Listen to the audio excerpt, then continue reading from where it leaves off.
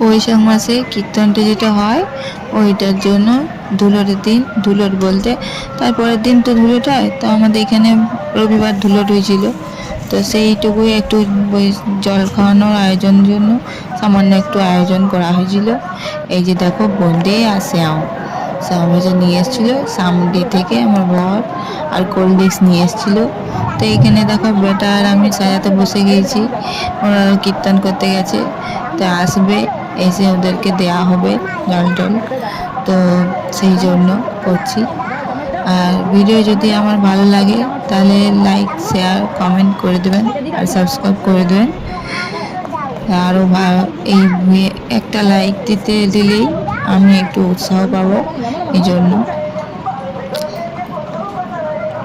এই যে দেখো সাজাচ্ছিলাম আমি, তারপর ওরা আসবে, এসে পরে ওদেরকে দেওয়া হবে কোল্ড ড্রিঙ্কস প্রথমে, তারপরে তোমার এইগুলো দেওয়া হবে।